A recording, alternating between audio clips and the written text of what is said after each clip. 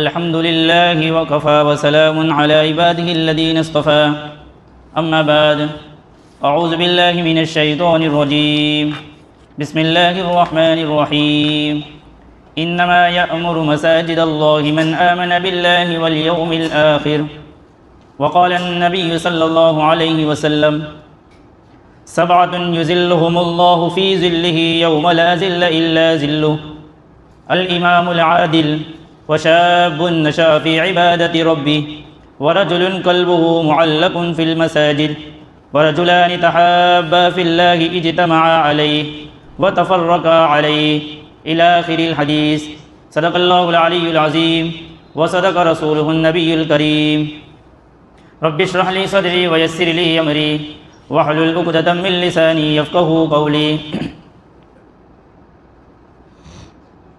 اللہ تبارک تعالیٰ کا بہت بڑا احسان اور کرم ہوا کہ اللہ تبارک تعالیٰ نے ہم کو ہمارے پیارے نبی اکرم صلی اللہ علیہ وسلم کی امت میں پیدا فرمایا۔ اس امت کے بڑے بڑے فضائل جو ہے قرآن کریم میں احادیث مبارکہ میں موجود ہے۔ اس میں ایک فائدہ اس امت کا یہ بھی بیان کیا گیا کہ اس امت کا جو عمل ہے وہ بڑا مختصر عمل ہوتا ہے، لیکن اس پر اللہ تبارک تعالیٰ اجر و ثواب بے شمار عطا فرماتے ہیں۔ ایسے اللہ تبارک تعالیٰ نے اس امت کے لیے جو عمل رکھے گئے ہیں وہ بڑے آسان عمل ہے۔ اگر انسان اس کو سمجھتا ہے تو اس کے لیے کرنا بہت ہی آسان ہے۔ اصل چند ہفتوں سے ایک حدیث کی وضاحت چل رہی ہے کہ اللہ کے نبی پاک صلی اللہ علیہ وسلم نے فرمایا کہ 7 قسم کے افراد وہ ہے کہ اللہ تبارک تعالیٰ قیامت کے دن ان کو اپنے عرش کا سایہ نصیب فرمائیں گے کہ جس دن کوئی دوسرا سایہ نہیں ہوگا، یعنی قیامت کے دن صرف وہی سایہ ہوگا، اور اس سائے میں سے یہ 7 قسم کے جو افراد ہیں ان کو وہ سایہ نصیب ہوگا۔ ان میں سے 2 طبقے کا تذکرہ ہمارے سامنے آیا، ایک امام عادل یعنی انصاف کرنے والا بادشاہ، اور نمبر 2 پر گزشتہ ہفتے بیان ہوا وشاب نشأ فی عبادت ربی، وہ نوجوان جو اپنی جوانی کو اللہ تبارک تعالیٰ کی اطاعت میں صرف کرتا ہے۔ آج انشاءاللہ جو اللہ کے نبی پاک صلی اللہ علیہ وسلم نے تیسرا طبقہ جو بیان کیا ہے کہ جن کو اللہ تبارک تعالیٰ اپنا عرش کا سایہ نصیب فرمائیں گے، انشاءاللہ اس تیسرے نمبر کی وضاحت ہمارے سامنے آئے گی۔ تیسرے نمبر پر اللہ کے نبی پاک صلی اللہ علیہ وسلم نے فرمایا رجل قلبہ معلق فی المساجد، کہ وہ آدمی کہ جس کا دل مسجد میں اٹکا رہے، ایسا اٹکا رہے کہ اذا خرج منہ، جب وہ مسجد سے باہر نکلے تو حتی یعود الیہ، اس کو اس وقت تک چین اور سکون نہ ہو جب تک کہ وہ واپس مسجد میں نہ آ جاوے۔ جس انسان کی یہ کیفیت ہوگی اور اسی کیفیت کے ساتھ اگر اس کا انتقال ہوتا ہے تو اللہ تبارک تعالیٰ عرش کے سائے میں اس بندے کو اپنا سایہ نصیب فرمائیں گے۔ یہ احادیث کو بیان کرنے کا مقصد یہ ہے کہ ہم بھی جو ہے ان طبقات میں، ان افراد میں اور ایسے لوگوں میں اپنے آپ کو ہم شامل کریں۔ کیا اگر ہمارے اندر یہ چیزیں نہیں ہیں تو ہم ان چیزوں کو پیدا کریں۔ جیسے پہلے نمبر پر بتایا گیا تھا کہ ہم جو ہے ہمارے گھریلو جو معاملات ہیں، یعنی جہاں پر بھی ہم ایک حاکم کی حیثیت سے ہے، جہاں پر ہماری ماتحتی میں کچھ لوگ ہیں، وہاں انصاف کا معاملہ کریں تو انشاءاللہ اللہ تبارک تعالیٰ عرش کا سایہ نصیب کریں گے۔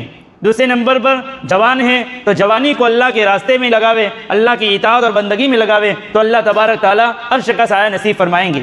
اب تیسرے نمبر کی جو چیز ہے کہ آدمی جو ہے اپنے دل کو ایسا بناوے کہ اس کا دل جو ہے مسجد میں اٹکا رہے، اور ایسا اٹکا رہے کہ اگر وہ باہر نکلے تو اس کے ایسا لگے کہ میں کب مسجد میں واپس جاؤں۔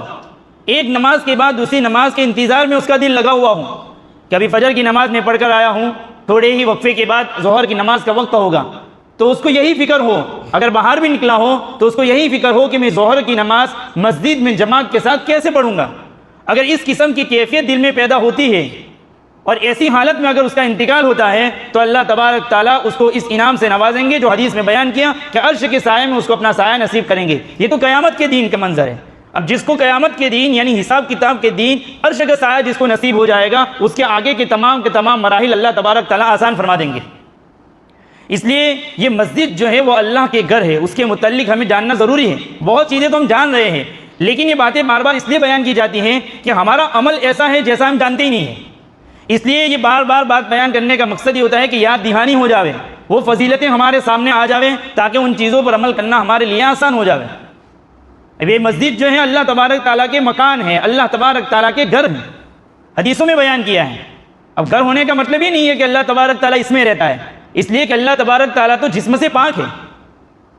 اللہ تبارک تعالیٰ کے گھر ہونے کا مطلب یہ ہے، اس کو ایک مثال سے سمجھ لیجئے کہ آئینے کو سورج کے سامنے جب کر دیا جاتا ہے تو سورج کی تجلی اور سورج کی جو روشنی ہے وہ آئینے میں آتی ہے، جس کا نتیجہ کیا ہوتا ہے کہ وہ آئینہ بھی روشن ہوتا ہے اور آئینے کے ذریعے سے دوسری چیزیں بھی روشن ہوتی ہیں، اور آدمی ایسا محسوس ہوتا ہے آدمی کو کہ وہ پورا کا پورا سورج جیسے کہ آئینے میں ہو، حالانکہ وہ دنیا سے 10 لاکھ گنا بڑا ہے سورج، لیکن اس کے باوجود بھی وہ آئینے میں نظر آ جاتا ہے۔ تو ایسے ہی اللہ کا گھر ہونے کا مطلب یہ ہے کہ اللہ تبارک تعالیٰ کی خاص تجلیات، اللہ تبارک تعالیٰ کی خاص رحمتیں مسجدوں میں اترتی ہیں۔ جب بندہ مسجد میں داخل ہوتا ہے، سنتوں کی رعایت کے ساتھ داخل ہوتا ہے اور یہاں پر مسجد کے ادب کا احترام رکھتا ہے، ادب کا لحاظ رکھتا ہے، تو اللہ تبارک تعالیٰ ان تمام برکتوں سے اس کو نوازتے ہیں۔ آج جو ہے اصل یہ سب چیزیں فضیلت کی بہت بڑی چیزیں ہیں کہ آدمی مسجد میں سنتوں کے ساتھ جب داخل ہوتا ہے تو کتنے انعامات کے ساتھ وہ نوازا جاتا ہے۔ ایک حدیث میں بیان کیا ہے کہ جب بندہ مسجد میں آتا ہے تو وہ اللہ کا مہمان ہوتا ہے، اللہ کا مہمان، یعنی گویا کہ اللہ ہماری میزبانی فرماتے ہیں۔ تو اللہ تبارک تعالیٰ نے ہمارے ساتھ کتنا اکرام کیا، آگے حدیث میں بیان کیا۔ پھر اللہ کی مہمانی کیا ہے؟ اللہ کی مہمانی یہ ہے کہ اللہ ہماری مغفرت کرتا ہے، ہمارے گناہوں کو مٹاتا ہے۔ جب مغفرت ہو جائے گی تو جنت نصیب ہوگی۔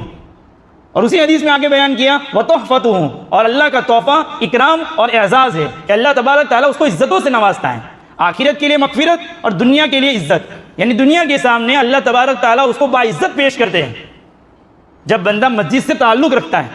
اسی طریقے سے نبی اکرم صلی اللہ علیہ وسلم کے پاس ایک یہودی آیا جو بڑا عالم تھا، اس نے پوچھا کہ تمام شہروں میں سب سے بہتر شہر اور بہتر مقام اور بہتر جگہ کون سی ہے؟ نبی اکرم صلی اللہ علیہ وسلم نے فرمایا کہ مجھے معلوم نہیں ہے، اس سلسلے میں ابھی کوئی وضاحت نہیں آئی ہے، ابھی یہ گفتگو چل ہی رہی تھی کہ جبرائیل علیہ السلام تشریف لائے۔ اللہ کے نبی پاک صلی اللہ علیہ وسلم نے حضرت جبرائیل علیہ السلام سے پوچھا کہ سب سے بہترین جگہ کون سی ہے؟ تو حضرت جبرائیل علیہ السلام نے بھی کہا کہ مجھے معلوم نہیں ہے، میں اللہ تبارک تعالیٰ سے اس کے بارے میں سوال کروں گا۔ چنانچہ حضرت جبرائیل علیہ السلام نے جب اس کے بارے میں سوال کیا اور سوال کے جواب کو لے کر جب نبی اکرم صلی اللہ علیہ وسلم کی خدمت میں آئے تو پہلے تو یہ بیان کیا، جب میں یہ سوال کرنے کے لیے گیا تو جتنا قریب اس سوال کے موقع پر ہوا اس سے پہلے کبھی اللہ سے میں اتنا قریب نہیں ہوا ہوں۔ پھر اس کے بعد اللہ تبارک تعالیٰ نے بتلایا کہ سب سے بہترین جگہ شہروں میں، آبادیوں میں وہ اللہ کی مساجد ہیں۔ اور حضرت ابو ہریرہ رضی اللہ تعالیٰ عنہ کی ایک صاحب روایت ہے کہ اللہ تبارک تعالیٰ کو سب سے محبوب جگہ وہ اللہ کی مساجد معلوم ہوتی ہے، یعنی اللہ کی مساجد جو ہم نے تیار کی ہے وہ اللہ کے نزدیک سب سے زیادہ محبوب ہے۔ اور آگے وضاحت کی ہے اور سب سے بدترین اور بری جگہ یہ بازار ہے۔ اس کی وضاحت میں علماء نے لکھا ہے کہ چونکہ مسجد میں، مساجد میں انسان کو جو پیدا کیا اور پیدا کرنے کے بعد اللہ نے جو مقصد دیا ہے، مقصد کیا ہے؟ وَمَا خَلَقْتُ الْجِنَّ وَالْإِنسَ إِلَّا لِيَعْبُدُونَ، عبادت اس کا مقصد ہے، بندگی اس کا مقصد ہے۔ تو اس مقصد کو پورا کرنے کے لیے معاون اور مددگار مساجد ہے، اور ان مقاصد کو دور کرنے والی چیز بازار ہے۔ ضرورت کی چیز ہے وہ، لیکن وہاں کی زیادہ مشغولی آدمی کو اللہ سے غافل کر دیتی ہے، اس لیے اللہ کو وہ بازار پسند نہیں ہے جو اللہ سے غافل کر دے گا۔ اس لیے اللہ تبارک تعالیٰ کو جو ہے یہ مقصد کو پورا کرنے والی جو جگہیں ہیں وہ زیادہ محبوب معلوم ہوتی ہیں۔ اور اس کی وضاحت ہم اس طریقے بھی سمجھ سکتے ہیں کہ اللہ تبارک تعالیٰ نے انسان کو 2 چیزوں سے بنایا ہے۔ اللہ تبارک تعالیٰ نے انسان کو جسم اور روح سے بنایا ہے، ایک جسم ہے اور ایک روح ہے، اور اللہ تبارک تعالیٰ نے دونوں چیزوں کی روزی کا انتظام فرمایا۔ جو چیز جس سے بنی ہے اس کی روزی کا انتظام اللہ نے ویسا ہی فرمایا۔ جیسے جسم مٹی سے بنا ہے تو اللہ تبارک تعالیٰ نے اس مٹی کے جسم کے لیے جو اناج دانہ رکھا ہے وہ بھی مٹی کا ہے، کہ اس کی تمام خوراکیں جو ہے مٹی سے پیدا ہوتی ہیں کیونکہ وہ مٹی سے بنا ہوا ہے۔ اور روح جو ہے وہ آسمان سے اترا ہوا ایک نور ہے، تو اس کو نورانی غذا کی ضرورت ہے، اس لیے اللہ تبارک تعالیٰ نے اس کا انتظام آسمانوں سے فرمایا۔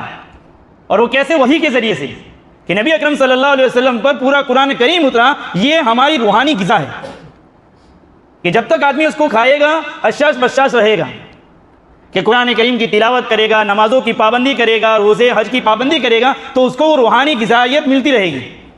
آج ہم نے کیا ہے کہ ہم نے جو ہے یہ روح جو تھی، روح وہ سوار ہے اور جسم جو ہے وہ سواری ہے۔ جیسے سمجھو کہ گاڑی ہے یہ باڈی، اور اصل تو سوار کون ہے؟ اس میں جو روح ہے وہ ہے۔ آج ہم نے اس کے ساتھ ناانصافی کی ہے کہ جو سواری ہے اس کا تو ہم اکرام کر رہے ہیں کہ میری باڈی ٹھیک ٹھاک رہے، اس کا پورا انتظام کرنا بھی چاہیے، اچھی خوراکیں لے رہا ہے، جم کر رہا ہے، سب کچھ کر رہا ہے اس سواری کے لیے، لیکن جو چیز اصل مہمان بن کر ہمارے پاس آئی ہے وہ روح ہے، تو ہم اس روح کا اکرام نہیں کر رہے ہیں۔ جیسے ہمارے گھر پر اگر کوئی گاڑی لے کر آوے تو ہم مہمان کی طرف توجہ نہ دے اور گاڑی کی صفائی میں لگ جاوے، گاڑی کو ٹھیک ٹھاک کرنے میں لگ جاوے، تو کیا وہ مہمان رکے گا؟ پھر وہ مہمان کی برکتیں اس کو نصیب ہوگی؟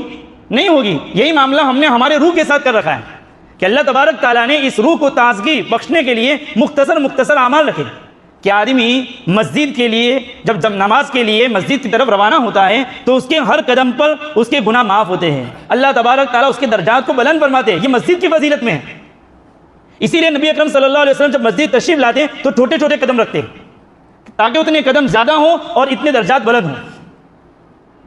اس لیے ہمیں بھی چاہیے کہ ان مسجدوں کے آداب کا لحاظ رکھتے ہوئے اس مساجد سے زیادہ فائدہ اٹھاویں۔ مالک بن دینار رحمۃ اللہ علیہ نے مسجدوں کے متعلق ایک عجیب جملہ بیان کیا ہے جو کئی مساجد میں لکھا بھی جاتا ہے۔ وہ ان کا جملہ یہ ہے کہ المؤمن فی المساجد کالسمک فی الماء۔ تو مومن کو اگر معلوم کرنا ہے کہ اس کے اندر نفاق ہے یا نہیں ہے تو اس کی علامت وہ بیان کر رہے ہیں کہ مومن جو ہے وہ مسجد میں ایسا رہتا ہے جیسا کہ مچھلی پانی میں، یعنی اس کے بغیر اس کو چین ہی نہیں ہے، اس کی زندگی ہی مساجد ہے، اس کے باہر جائے گا تو اس کو موت ہے۔ تو مومن بھی ایسا ہی سمجھتا ہے کہ اس ایریے میں یعنی مساجد میں جب ہوتا ہوں تو میں محفوظ ہوتا ہوں، گناہوں سے محفوظ ہوتا ہوں، عبادت کرنا میرے لیے آسان ہوتا ہے، فرشتوں والے ماحول میں ہوتا ہوں تو اللہ کے لیے بندگی کرنا آسان ہو جاتا ہے۔ پھر آگے دوسرا جملہ بیان کرتے ہیں والمنافق فی المساجد کالطیر فی القفص۔ اور منافق مسجد میں ایسا رہتا ہے جیسا پرندہ پنجرے میں رہتا ہے۔ اب پرندہ ہر وقت پنجرے میں یہ کوشش کرتا ہے کہ کب میں یہاں سے آزاد ہو جاؤں اور اڑ جاؤں۔ تو مومن اگر منافق کا حال یہی ہوتا ہے کہ وہ مسجد میں ایسا ہی آتا ہے جیسا کہ ابھی نکل جاؤ۔ اس لیے ہم کو ہمارا جائزہ لینے کی ضرورت ہے۔ پہلے میں ان چیزوں کو اپنے اوپر ڈالتا ہوں، اس کا مخاطب پہلے میں اپنے آپ کو بناتا ہوں کہ کئی یہ چیزیں میرے میں بھی تو نہیں ہیں کہ میں بھی مسجد میں آتا ہوں جانے کے لیے۔ صحابہ میں ایسا تھا کہ بازار جاتے تھے مسجد میں آنے کے لیے، اور ہم مسجدوں میں ایسے آتے کہ ابھی آیا، فون سے بات ہوگی کہ ابھی آیا میں۔ مسجدوں میں تو سکون اور اطمینان کی جگہ ہے۔ اللہ بذکر اللہ تطمئن القلوب، جہاں کا اللہ کا ذکر ہوتا ہے وہ اطمینان والی جگہ ہوتی ہے۔ آج کئی سارے لوگ ڈپریشن کے شکار ہیں، چین ہی نہیں ملتا ہے، راتوں کو نیند ہی نہیں آتی، اس لیے کہ مقصد سے ہٹ کر زندگی گزر رہی ہے۔ آدمی جب مقصد پر زندگی گزارتا ہے تو اس کو خیموں میں بھی نیند آتی ہے، اس کو فکر ہی نہیں کہ دنیا تو چند دنوں کا گزارا ہے۔ اس لیے ان تمام چیزوں کی یاد دہانی کے لیے اللہ تبارک تعالیٰ نے مساجد کو یہ فضیلت دی ہے۔ اسی بنیاد پر قرآن کریم کی جو آیت ہے ان اول بیت وضع للناس للذی ببکۃ مبارک وہدی للعالمین، کہ اللہ تبارک تعالیٰ نے سب سے پہلے جو مکان دنیا میں بنایا وہ بیت اللہ تھا، یعنی وہ بھی ایک مسجد تھی۔ اس کی وضاحت میں علماء نے تفسیر میں لکھا ہے کہ اللہ تبارک تعالیٰ نے زمین کو جب بچھایا تو اس سے پہلے زمین پر پانی ہی پانی تھا، پھر ایک بلبلے کی شکل نکلی جہاں سے زمین کو اللہ تبارک تعالیٰ نے پھیلایا، جو ہاں بلبلہ نکلا وہی ابھی بیت اللہ ہے، یعنی وہی مرکز ہے۔ جب زمین کو پھیلایا گیا اس کے بعد جب اس پر عمارت تعمیر کی جاتی یا کوئی مکان بنایا جاتا تو ٹھہرتا نہیں تھا، پھر اللہ تبارک تعالیٰ نے آسمان سے اپنے بیت اللہ کو اتارا اور وہاں پر جب رکھا تو اس کے بعد دوسری عمارتیں بھی جو ہے ہلنا بند ہو گئی۔ اس علماء نے ایک مسئلہ نکالا ہے کہ بستیاں جو ہے ہماری آبادیوں کو آباد کرنا ہو تو پہلے مسجد کو آباد کرو۔ وہ مکان ہل رہے تھے، پہلے وہ جو عمارتیں تیار ہوتی تھی وہ گر جاتی تھی، بیت اللہ کے بعد وہ عمارتیں جو ہے مستحکم رہی۔ ایسے ہی اگر ہم ہماری آبادیوں کو مضبوط بنانا چاہتے ہیں اور ہم خود کو آباد کرنا چاہتے ہیں تو پہلے مسجدوں کو آباد کرو، یہ اصول ہے۔ اس لیے کہ اللہ تبارک تعالیٰ کی رحمتیں جو ہے بیت اللہ پر نازل ہوتی ہے اور پھر وہ رحمتیں تقسیم ہوتی ہے، تمام مساجدوں میں وہ رحمتیں جاتی ہیں، جو مسجد میں آئے گا اسی کو ملے گی۔ جب وہ مسجدوں کو آباد کرنے کی کوشش کرے گا تو اللہ تبارک تعالیٰ اس کی زندگیوں کو آباد کرے گا۔ آج ہماری بربادی کی ایک وجہ یہ بھی ہے کہ ہم نے مسجد سے جو تعلق رکھا ہے وہ خود ہم غور کر لیں کہ کیسا تعلق ہے۔ بہت سارے ہمارے مسلمان بھائی اللہ تبارک تعالیٰ ان کو توفیق عطا فرماوے جمعہ سے جمعہ وہ نماز میں دکھتے ہیں، یہ کمزوری ہے ہماری، اللہ کا حساب دینا ہوگا۔ تو مسجدوں سے تعلق، اور وہ بھی ایسا تعلق ہے کہ جیسے جمعہ کی نماز کے وقت پر آنا ہے اور جمعہ کی نماز جیسے مکمل ہوئی جیسے کہ کسی پولیس نے بھگایا ہو اس طریقے سے ہم بھگ جاتے ہیں۔ کسی کی مجبوری ہے وہ الگ بات ہے، کوئی جا رہا تو ہم ایسا نہیں سوچیں گے کہ یہ بھی ایسا جا رہا ہے، ہم تو اس نے گمان رکھیں گے کہ اس کو کوئی مجبوری اس لیے جلدی جا رہا ہے، لیکن جو جا رہا ہے وہ یہ سوچے کہ میں جلدی جا رہا ہوں، نہیں مناسب نہیں ہے، سنت موقدہ کا اہتمام کرو، کیونکہ جمعہ سے پہلے بھی سنت موقدہ ہے اور جمعہ کے بعد بھی سنت موقدہ ہے۔ یہ سنتوں کو ترک کیا ہے اس لیے ہم دنیا میں ذلیل و خوار ہیں۔ صحابہ نے اس سنتوں کو ایسا تھاما تھا کہ ان کے نیچے ان کے سامنے کوئی چھوٹی سنت چھوٹی نہیں ہوا کرتی تھی، وہ سنت ہی ہے۔ آج ہم نے سنتوں میں تقسیم کر دی ہے، یہ سنت موقدہ ہے، سنت غیر موقدہ ہے، یہ نفل ہے، اس طریقے تقسیم کر دی، اس لیے سنتوں کو ترک کر دیا۔ وہاں تو لقمہ بھی اگر زمین پر گر جاتا تھا بادشاہ چاہے سامنے بیٹھے ہوئے ان کو ہچکچاہٹ نہیں ہوتی تھی اس سنت پر عمل کرنے میں، وہ اٹھا کر صاف کر کے کھا لیا کرتے تھے۔ کسی صحابی نے ان کو پوچھا، کہا کہ یہ بڑے بڑے لوگ بیٹھے ہو، آپ ان کے سامنے ایسی حرکت کر رہے ہیں؟ وہ صحابی جواب دے رہے ہیں، کیا ان بے وقوفوں کی وجہ سے میں نبی کی سنت کو چھوڑوں گا؟ آج ہم نے تو کتنی سنتوں کو ایسی ترک کر دی ہے کہ لوگ کیا کہیں گے۔ اس لیے اس مساجد سے تعلق رہے گا، ہمارا ایمان بھی محفوظ رہے گا، ہمارے بچوں کو بھی مساجد سے جوڑنا ضروری ہے۔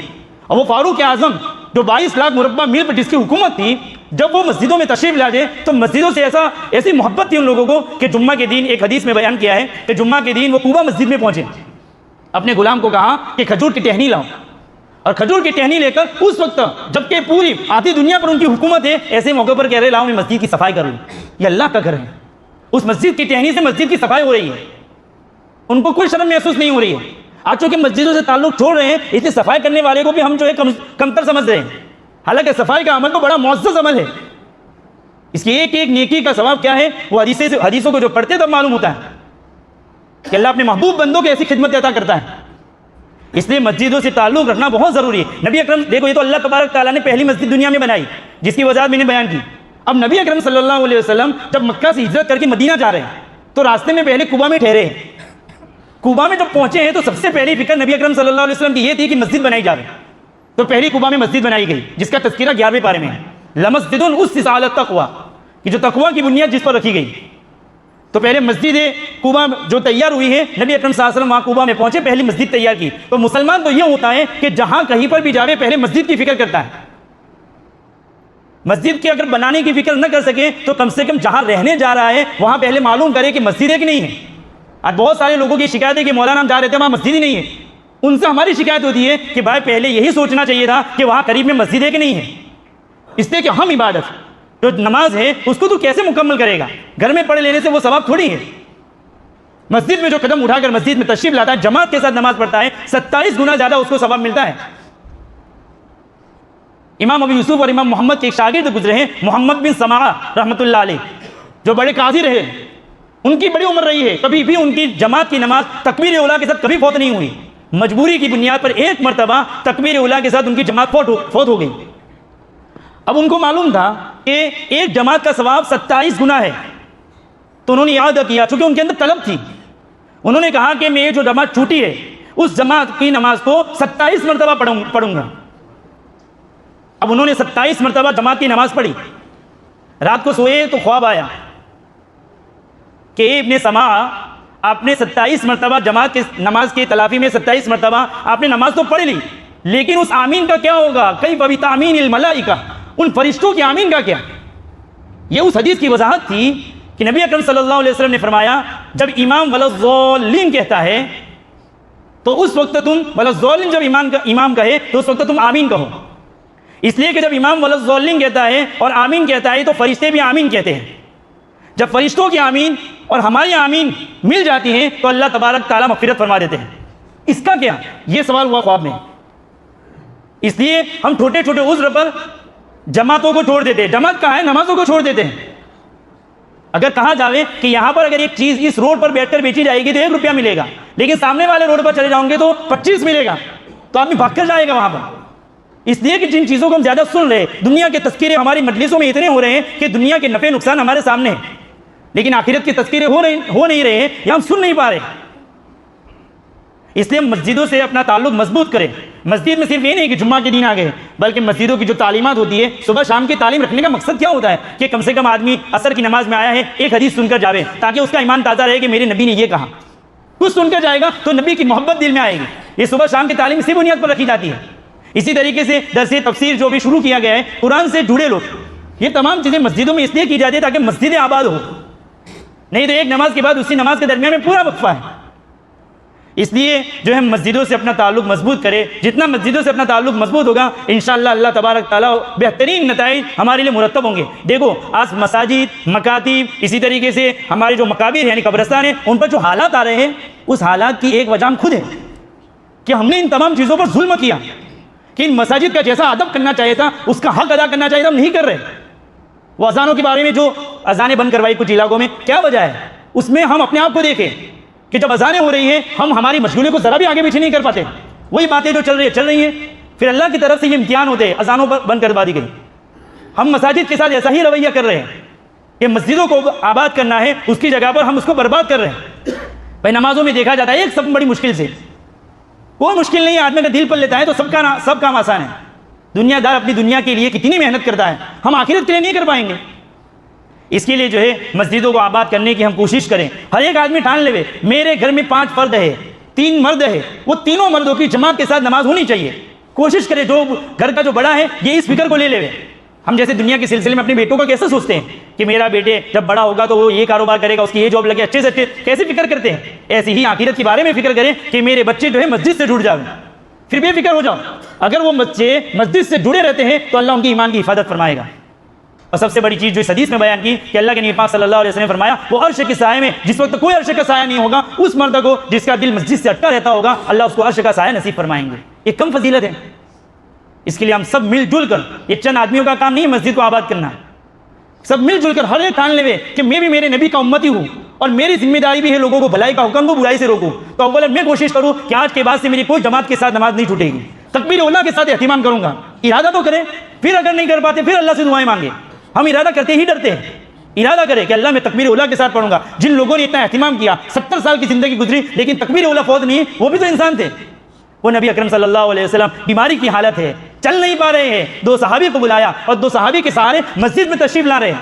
کیوں؟ اس امت کو بتانا تھا کہ مسجد کی یہ اہمیت ہے، مسجد میں جماعت پڑھنے کی یہ اہمیت ہے، یہ بتانا مقصود تھا۔